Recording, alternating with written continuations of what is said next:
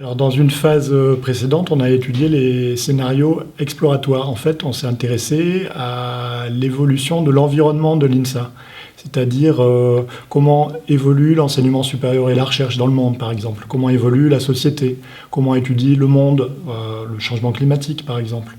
Et donc, cette exploration, elle nous a conduit à élaborer des scénarios, donc des scénarios exploratoires, c'est-à-dire, en quelque sorte, jalonner les futurs possibles à l'aide de ces scénarios, en quelque sorte, se donner des points de repère par rapport aux futurs possibles.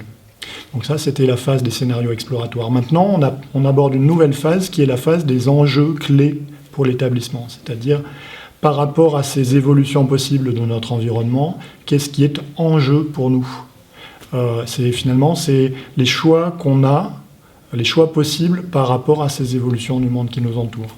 Donc des enjeux, on en a identifié 9, qui couvrent finalement tous les domaines importants pour l'établissement, à savoir la formation, la recherche, les relations avec les entreprises, la stratégie internationale, l'humanisme scientifique, qui est aussi quelque chose d'important dans le modèle INSA, et puis aussi des choses qui ont trait à l'implication des personnels dans le projet de l'établissement. Alors, par exemple, je pourrais développer un enjeu, c'est autour de la formation. Il y en a un qu'on a intitulé « Réinventer la formation » pour accompagner les changements de société.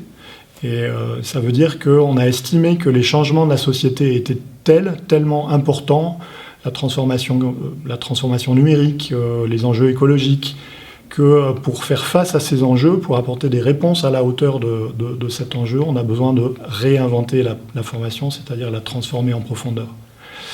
Donc voilà la phase dans laquelle on est, et ce qui maintenant nous attend, c'est entamer la discussion sur ces enjeux, identifier éventuellement des priorités, évidemment avec la direction, avec les instances, le conseil d'administration, et puis impliquer le plus possible les étudiants, les personnels de l'établissement, pour passer à une nouvelle étape qui sera les plans d'action, c'est-à-dire comment on met en œuvre des réponses par rapport à ces enjeux, qu'est-ce qu'on peut faire concrètement, et comment on va mettre en œuvre ces choix de l'établissement.